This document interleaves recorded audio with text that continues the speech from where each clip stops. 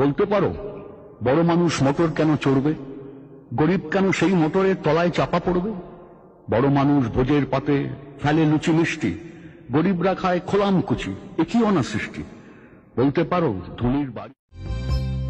দেখো আলো আলো আকাশ, দেখো আকাশ তারায় ভরা, দেখো যাওয়ার পথে